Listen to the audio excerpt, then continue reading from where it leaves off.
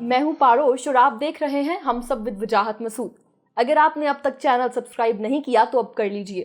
آج ہم بات کریں گے کہ کیا پاکستان کو سیاست دانوں نے تباہ کیا ہے۔ اس سلسلے میں میرے ذہن میں کچھ سوالات ہیں۔ ان میں سے پہلا سوال یہ ہے کہ پاکستان کے جو بڑے بڑے حادثات ہیں وہ کون سے ہیں اور اس کے لیے کون لوگ ذمہ دار ہیں؟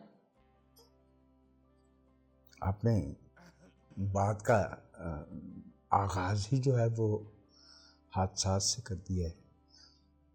دیکھیے، نہ تو پنجاب کی اور بنگال کی تقسیم جی مسلم لیگ کے مطالبات میں تھی، نہ فسادات اسی منصوبے کا حصہ تھی، نہ آبادی کا اتنے بڑے پیمانے پہ تبادلہ حصے میں تھا۔ تو ایک بہت بڑا حادثہ جو ہوا وہ تو یہ کہ ایک ایسی ریاست کو جو پہلے سے جس کی کوئی شناخت ہی نہیں تھی، جس کا کبھی کوئی ڈھانچہ ہی نہیں تھا، اسے جو ہے وہ ایسٹرونومیکل ڈائمنشن یعنی بہت بڑے پیمانے پہ مشکلات کا سامنا کرنا پڑا۔ سر، پارٹیشن ایک بڑا واقعہ ہے اور آپ کہہ رہے ہیں کہ یہ شامل ہی نہیں تھا ان کی پلاننگ میں، تو پھر کون رسپانسبل تھا اس کے لیے؟ انڈیا اینڈ پاکستان تھا، پنجاب اور بنگال کی پارٹیشن تو شامل نہیں تھی۔ ٹھیک ہے۔ اور مسلم لیگ نے تو اس پہ باقاعدہ جو ہے وہ مطالبہ کیا تھا کہ بنگال کو الگ ہی رکھا جائے۔ قائد اعظم کم از کم اس خیال کے حامی تھے۔ اب وہ ایک پہلی دفعہ ہیبسبرگ امپائر کے بعد پہلی دفعہ ایسے ہو رہا تھا کہ ایک ایسی ریاست وجود میں آ رہی تھی جو زمینی طور پہ متصل یعنی جڑی ہوئی نہیں تھی، جس کا سب رقبہ جو ہے اس کا ایک دوسرے کے ساتھ زمینی رابطہ نہیں تھا۔ پھر ایک بہت بڑا حادثہ یہ ہوا کہ ہمیں جو سیاسی قیادت ملی وہ چند ایکسیپشنز کو، اس مستثنیات جنہیں کہتے ہیں، ان کو چھوڑ کے وہ سیاسی طور پہ تجربے میں، فراست میں، وزڈم میں، ویژن میں کمزور تھی۔ وہ بڑے پرسپیکٹیو میں، بڑے کانٹیکسٹ میں مسائل کو دیکھنے کی صلاحیت نہیں رکھتی تھی۔ ان میں سے بیشتر کی جو سیاست تھی وہ مقامی تھی۔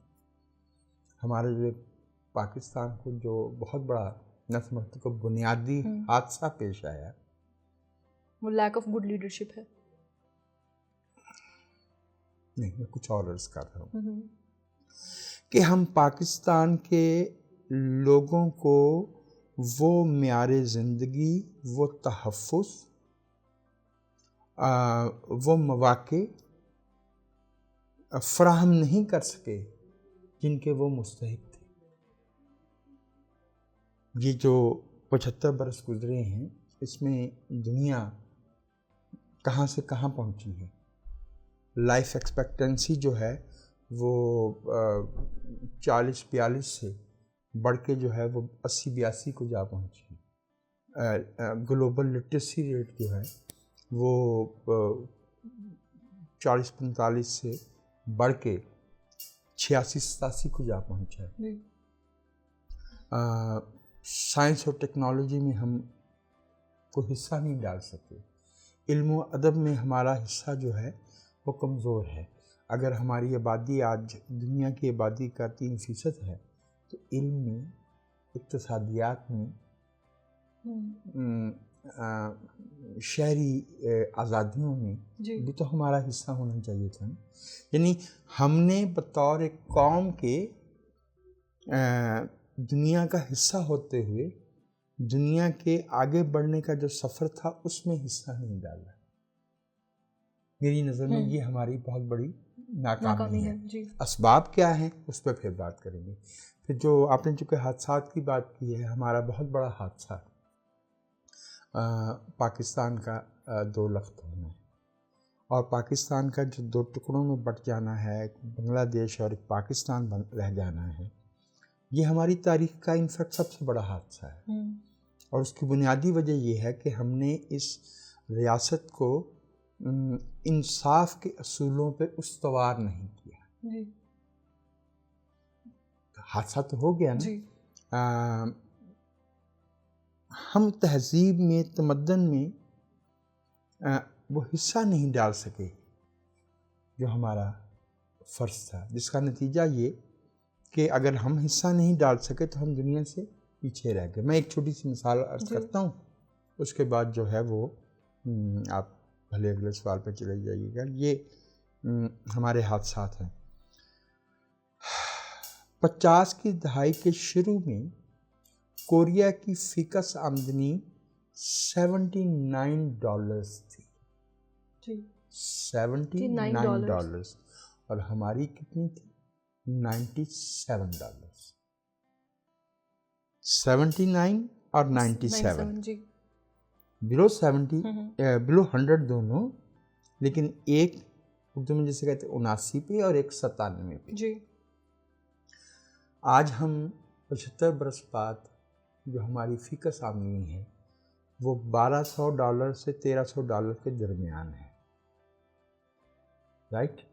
اور جنوبی کوریا کی فیکس آمدنی کتنی ہے؟ 12 سے $15,000۔ ناکامی تو ہوئی نا۔ ہم اپنے لوگوں کو کا ریاست کے ساتھ تعلق قائم نہیں کر سکے، یہ بہت بڑا حادثہ ہوا، بہت بڑا حادثہ ہوا، چونکہ ایک آزاد مملکت میں تمام شہریوں کے اپنے خاندان ہوتے ہیں، دوستیاں ہوتی ہیں، حلقے ہوتے ہیں، احباب ہوتے ہیں، لیکن انصاف کے لیے، سیاسی حقوق کے لیے، تحفظ کے لیے ریاست کا اور شہری کا براہ راست تعلق ہونا بہت ضروری ہے۔ میں آپ کو اس کی ایک مثال پیش کرتا ہوں۔ فار ایگزامپل، آپ میری بہن ہے، میں آپ کا بھائی ہوں، ہم گھر کے اندر بہن بھائی ہیں۔ اگر میں آپ کے ساتھ کوئی ناانصافی کروں اور آپ عدالت سے رجوع کریں تو وہاں آپ میری بہن نہیں ہیں، وہاں آپ ایک شہری ہیں اور آپ کو انصاف چاہیے، اور مجھے بھائی کے طور پر ٹریٹ نہیں کیا جائے گا، مجھے ایک ایسے شہری کے طور پہ میرے ساتھ سلوک کیا جائے گا جس نے دوسرے شہری کو نقصان پہنچانے کی کوشش کی ہے۔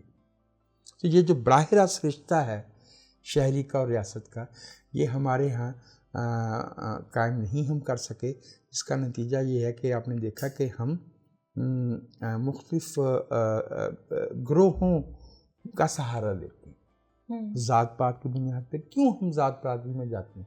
بنیادی طور پر اس کی وجہ یہ ہوتی ہے کہ ریاست تو ہمیں بچانے نہیں آئے گی، ہاں تو برادری آ جائے گی، برادری آ جائے گی، قبیلہ آ جائے گا، خاندان کے لوگ آئیں گے، اور جب خاندان کے لوگ آئیں گے تو کبھی آپ نے یہ پاکستان میں کبھی یہ سنا کہ کسی بیٹی نے حکومت کو اطلاع دی ہو کہ میرا باپ رشوت لیتا ہے، میرا بھائی ٹیکس چوری کرتا ہے، میرا شوہر جو ہے وہ ناجائز ذرائع سے پیسے کما رہا ہے، یا میری بیوی جو ہے وہ فلاں قانون توڑ رہی ہے؟ یہ اسی صورت میں ممکن ہے جب ریاست کا اور شہری کا رشتہ ہو۔ ہمارے ہاں وہ نہیں بن پایا ہے۔ تو بحیثیت ایک قوم کے ہماری ظاہر کے کچھ کامیابیاں بھی ہیں، لیکن ہمارے اہم حادثات جو ہے وہ یہ ہیں کہ ہم سیاسی نظام، جمہوری نظام مستحکم نہیں کر سکے، ہم شہری کا اور ریاست کا رشتہ قائم نہیں کر سکے، ہم شہریوں کا معیار زندگی بہتر نہیں بنا سکے۔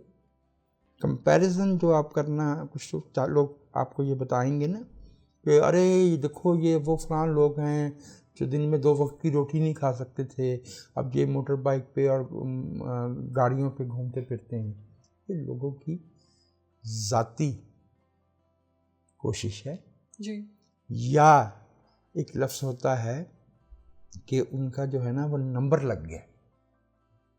یہ نظام میں اس کی گنجائش، نظام نے اس کی ضمانت نہیں دی، نظام نے اس کی، آپ نے صحیح لفظ استعمال کیا کہ اس کی نظام میں گنجائش نہیں تھی۔ اگر ہمارا کوئی بچہ آپ کی طرح بہت ذہین نکل آئے تو یہ ہو سکتا ہے اس کو کوئی اتفاق سے کوئی اچھا استاد کہیں مل گیا ہو، یا اس کو کوئی گھرانہ ایسا مل گیا ہو لیکن جو ہم نے اسکول بنایا ہے، جو ہم نے کالج بنایا ہے، جو ہم نے یونیورسٹی بنائی ہے، وہاں ہم نے اس بات کی ضمانت یقینی نہیں سمجھی کہ تمام بچے جو ہے ان کی صلاحیتوں سے پورا فائدہ اٹھایا جا سکے۔ یہ ممکن ہے کہ عدالتوں سے کچھ لوگوں کو انصاف مل جاتا ہو، لیکن ہماری عدالتیں بنیادی طور پہ ناانصافی پہ کھڑی ہیں۔ اور حتمی انصاف کیا ہوتا ہے؟ عوام کے حق حکمرانی کا مطالبہ، اس کے لیے ہم عدالت کے پاس جاتے ہیں۔ تو ہماری عدلیہ، میں قطعاً اس بات کا قائل نہیں کہ میں یہ کہوں کہ ہماری سب بیوروکریسی جو ہے وہ غلط ہے، بہترین لوگ اس میں موجود ہیں، لیکن وہ تعداد میں کم ہیں۔ اور جو سسٹم ہم نے ڈیولپ کیا ہے وہ it is programmed towards lack of trust. اس میں جو ہم نے ریاستی ڈھانچہ کھڑا کیا ہے وہ اعتماد کے بحران پہ مبنی ہے۔ اس میں ہم کسی ادارے پہ، وہ عدالت ہو، وہ تعلیمی ادارہ ہو، وہ محکمہ مال ہو، وہ ہماری پارلیمنٹ ہو، وہ ہمارا سیاسی رہنما ہو، وہ ہمارا عسکری رہنما ہو، ہم اس پہ بھروسہ نہیں کر سکتے۔ تو یہ ایک بہت بڑی ناکامی ہے۔ تو ان سب ناکامیوں کے پیچھے ہے جو رسپانسبل ہے وہ ہم سب عوام ہیں، ہم سب کے سب لوگ ہیں، ہر لیول پہ؟ نہیں، ہم سب ہوتے اگر ہمیں فیصلہ کرنے میں شریک کیا گیا ہوتا۔ وہ شاعر نے کہا نا کہ حادثے سے بڑا سانحہ یہ ہوا، لوگ ٹھہرے نہیں حادثات دیکھ کر۔ اس ملک کے عوام کی اکثریت محنتی ہے، دیانتدار ہے، پازیٹیو مائنڈڈ ہے، لیکن انہیں فیصلے کرنے سے باہر رکھا گیا ہے، انہیں بے اختیار رکھا گیا ہے، انہیں ان کے ہاتھ پاؤں باندھ دیے گئے ہیں، انہیں شہری کا جب کہہ رہا تھا کہ شہری اور ریاست کا رشتہ، انہیں شہری کا درجہ ہی نہیں دیا گیا، انہیں رعایا سمجھا گیا۔ میں ایک اینیکڈوٹ ایسی، جس دن پاکستان دو ٹکڑے ہوا 16 دسمبر 1971، تو ہمارے چیف آف جنرل اسٹاف کا نام تھا جنرل حمید خان۔ انہوں نے اپنے جو صاحب ذمہ دار تھے عوام تک اطلاعات پہنچانے کے، فوج کی ترجمانی کرنے کے، اور یہ ڈاکومنٹڈ باتیں کہ ان سے کہا کہ یہ ہو گیا ہے، جاؤ اور عوام کو اس جھٹکے کے لیے ذہنی طور پہ تیار کرو، اور تم اس کے لیے کیا جواز تراشتے ہو یہ میری ذمہ داری نہیں ہے۔ جو ادارہ 13 سال سے اس ملک کے لوگوں کی قسمت سے کھیل رہا تھا، اس کا ایک ذمہ دار ترین فرد یہ کہتا ہے کہ ملک ٹوٹ گیا ہے، اور کیوں ٹوٹا ہے عوام کو بتانا، یہ میری ذمہ داری نہیں ہے۔ ہم جو کر سکتے تھے ہم نے کیا ہے صاحب، ہم جو کر سکتے تھے تو وہ تو کیا ہے، آپ جو کر سکتے تھے آپ نے وہی تو نہیں کیا، اور جو آپ کو نہیں کرنا چاہیے تھا وہی تو آپ نے کیا ہے۔ تو یہ ہماری ناکامیاں ہیں۔ ناکامیوں پہ ہم نے بات کر لی۔ عوام اس کے لیے ذمہ دار اس لیے نہیں کہ عوام کو ایک بھی دفعہ نہ شفاف طریقے سے اپنے نمائندے چننے کا موقع ملا، نہ انہیں ملکی معاملات میں رائے دینے کا موقع ملا، نہ میڈیا جو ہے اس ملک میں کبھی آزاد ہو سکا، نہ عدالت جو ہے وہ اس ملک پہ کبھی دباؤ سے آزاد ہو سکی۔ تو پھر عوام کو ہم کس بات کے لیے ذمہ دار ٹھہراتے ہیں؟ بالکل عوام نہیں، وہ گٹھ جوڑ بیوروکریسی کا، فوج کا، ملا کا اور بددیانت کاروباری آدمی کا، بالکل ٹھیک ہے۔ جاگیردار کا۔ ہم نے حادثات پہ بات کی، اگر ہم کامیابیوں پہ بات کریں تو پاکستان کی بڑی کامیابیاں کون سی ہیں اور اس کا صحرا کس کے سر جاتا ہے؟ پاکستان نے کچھ بڑی کامیابیاں حاصل کی، انفرادی کامیابیوں کو چھوڑ دیں، وہ اشتہاری باتیں ہوتی ہیں جی، کیسے اٹھا کے 75 سال کی تاریخ میں ہم 5 نام پیش کر دیں۔ یہ ملالہ یوسفزئی ہوتی ہے، عبدالستار ایدھی ہوتا ہے، حکیم سعید ہوتے ہیں، اور فلاں صحافی ہوتا ہے، اور فلاں ہوتا ہے۔ اس کو چھوڑ دیں.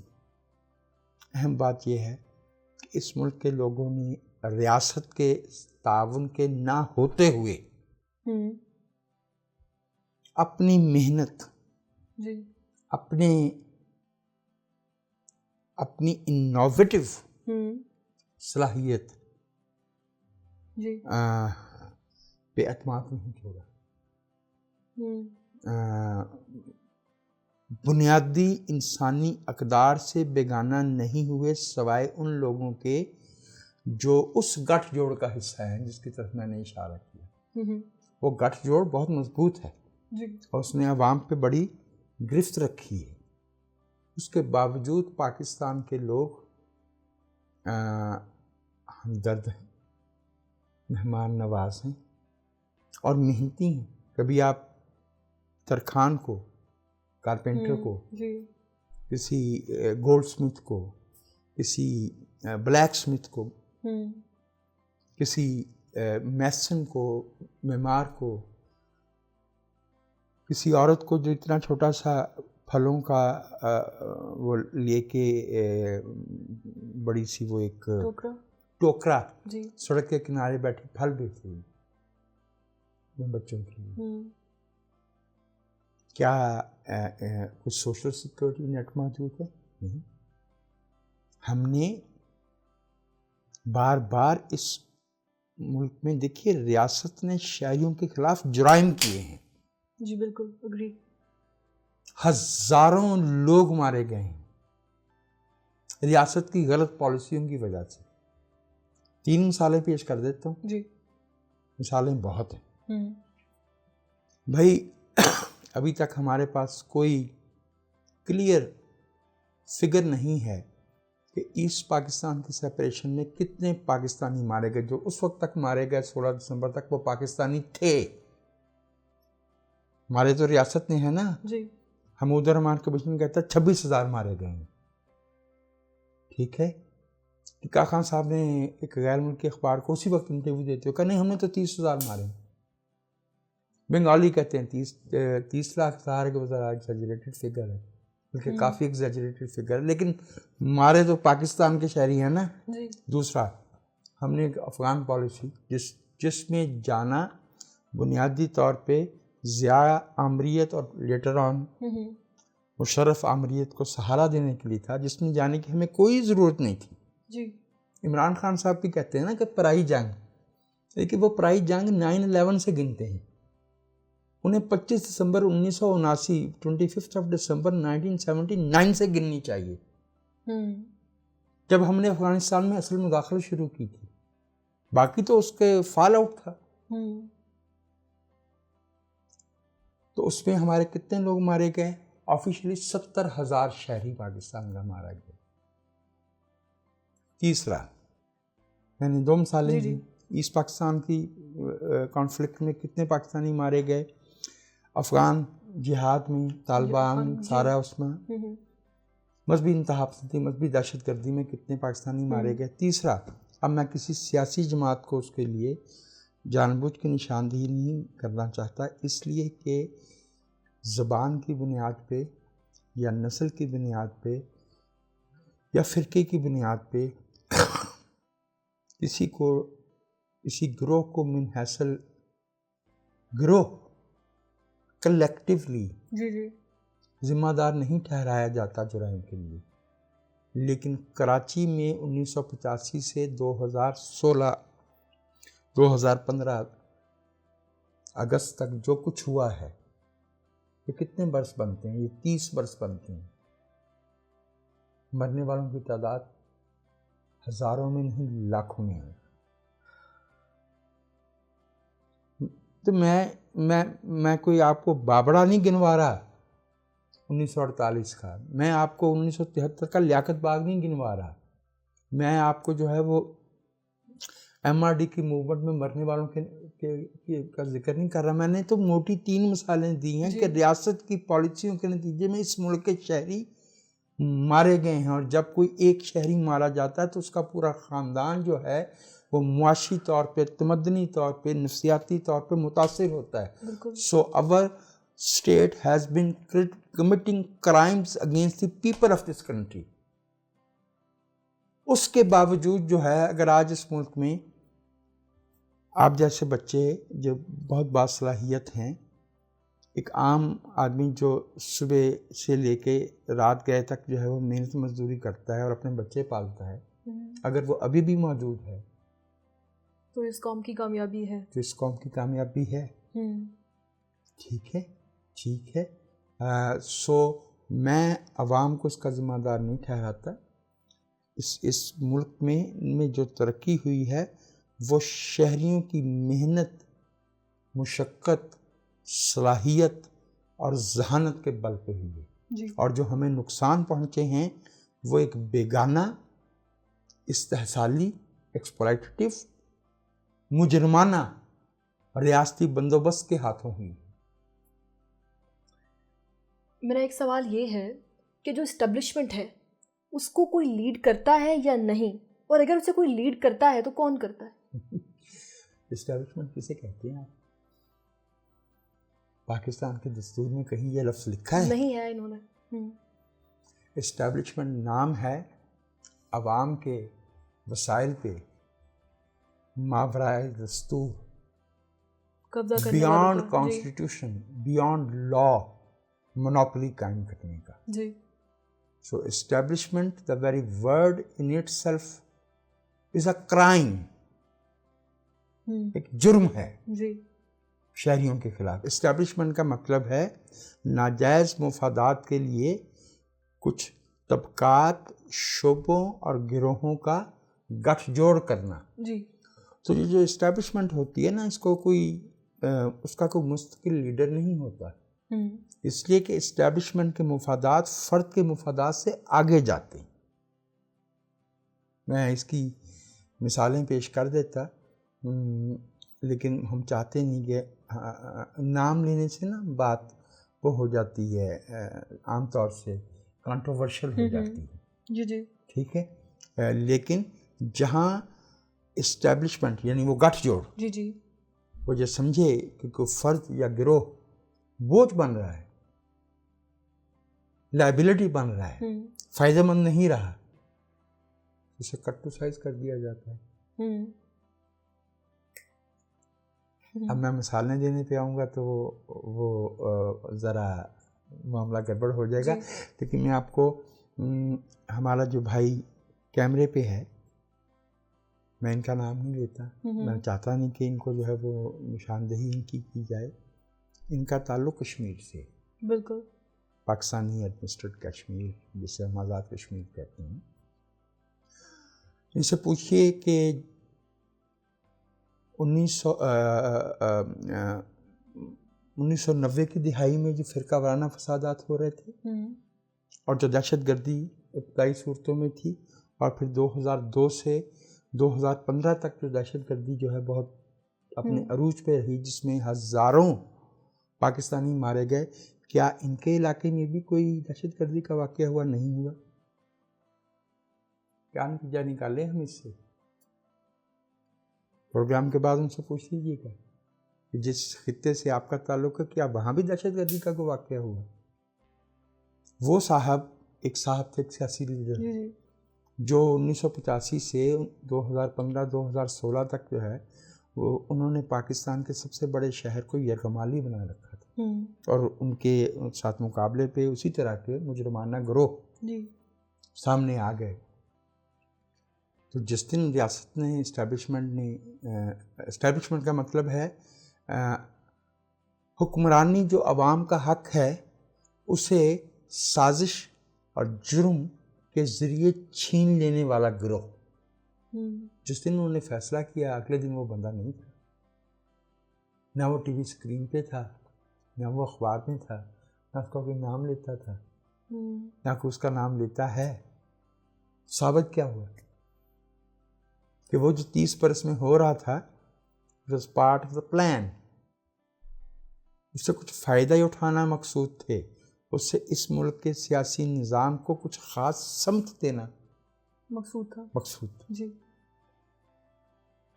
سر، اگر حکمران یا جو سیاستدان ہے، پولیٹیشین ہے، وہ اسٹیبلشمنٹ کے ساتھ مل جائے، ٹھیک ہے، وہ جو ایک گروہ ہے جس نے وسائل پہ قبضہ کیا ہوا ہے، تو پھر عوام کہاں جائے، کیا کرے؟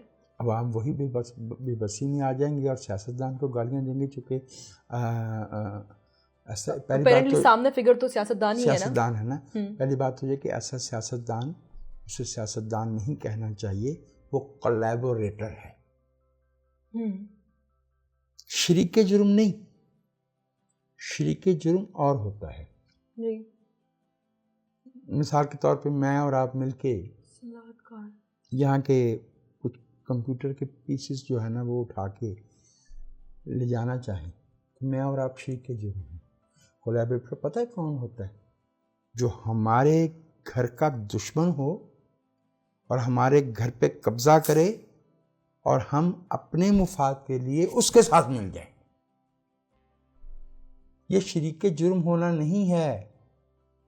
یہ میں بہت احتیاط سے یہ لفظ بولنا چاہتا ہوں، یہ بدترین غداری ہے اپنے گھر کے ساتھ، اپنی ریاست کے ساتھ، اپنے ملک کے ساتھ، اپنی قوم کے ساتھ، اپنے لوگوں کے ساتھ. ایگزیکٹلی اب اپنے لوگوں کے ساتھ. تو ایسے سیاستدان ہمارے ملک میں زیادہ تعداد میں ہیں، اس لیے کہ ایک طویل عرصے میں ہم نے ان کو کلٹیویٹ کیا ہے، ان کے مفادات کو کلٹیویٹ کیا ہے. وہ سیاست نہیں کرتے، وہ کاروبار کرتے. یہ ٹھیک ہے کہ علم سیاست کی کتاب میں لکھا ہے کہ سیاست کا مقصد اقتدار میں آنا ہے، لیکن اقتدار میں کیوں آنا ہے؟ تاکہ ملک کو مزید ترقی دی جا سکے، وہاں کے رہنے والوں کی کوالٹی آف لائف بہتر بنائی جا سکے، انہیں بہتر تعلیم، بہتر صحت، بہتر انفراسٹرکچر، بہتر سڑکیں، بہتر آبپاشی کا نظام دیا جا سکے، زراعت کو ترقی دی جا سکے، صنعتوں کو ترقی دی جا سکے، ایکسپورٹس بڑھائی جا سکے. یہاں ایسا نہیں رہا. یہاں سیاستدانوں کی بڑی تعداد جو ہے وہ کولیبوریٹر ہے، وہ پارٹ آف اسٹیبلشمنٹ ہے، وہ سلوشن کا حصہ نہیں ہے، وہ پارٹ آف دا پرابلم ہے. نعرے تو کم و بیش سبھی جو ہے وہ ایک جیسے اچھے لگا لیتے ہیں، لیکن اس ملک کے رہنے والوں کو بہت اچھی طرح سے معلوم ہے کہ جب ننگی آمریت آتی ہے تب ان لوگوں کا رویہ کیا ہوتا ہے، اور جب پردے کے پیچھے سے لوگوں کی قسمت کے فیصلے کیے جاتے ہیں تو ان لوگوں کا رویہ کیا ہوتا ہے.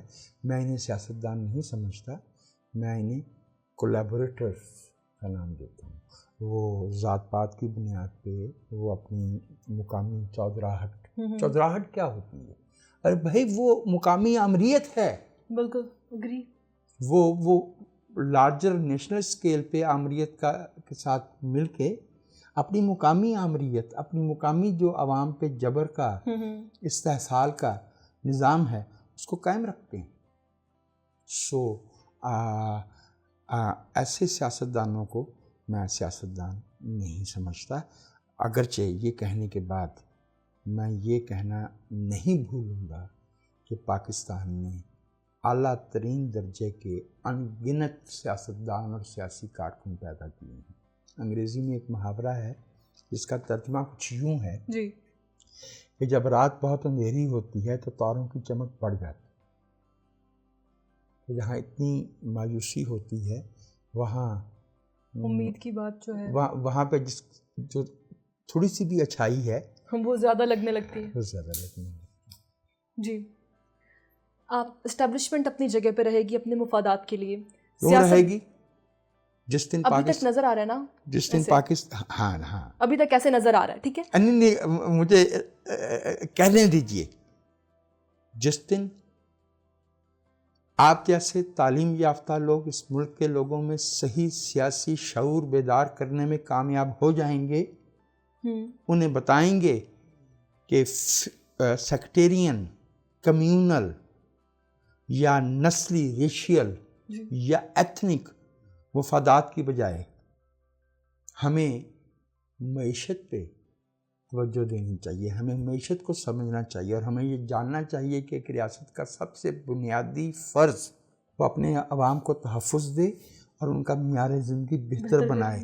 اس دن جو ہے وہ اسٹیبلشمنٹ، جسے آپ نے یہ نام دیا، میں تو اس کو مجرمانہ گٹھ جوڑ کہتا ہوں، وہ جو ہے وہ عوام کو بیوقوف بنانے میں کامیاب نہیں ہو سکے گی، عوام ان کے جھانسے میں نہیں آئیں گے، اور انہوں نے عوام کو احمق بنانے کے لیے جو فرضی جواز تراش رکھے ہیں وہ انہیں تسلیم کرنے سے انکار کر دیں گے۔ اس دن پاکستان جو ہے وہ پاکستان کے شہریوں کا ہوگا، پاکستان صحیح معنوں میں ایک ریپبلک ہوگا۔ تو اسٹیبلشمنٹ رہے گی نہیں، اسٹیبلشمنٹ نہیں رہے گی۔ جی، تو آج کے ایپیسوڈ سے اتنا ہی۔ اگلی ایپیسوڈ دیکھنے کے لیے چینل سبسکرائب کیجیے اور اپنا خیال رکھیں۔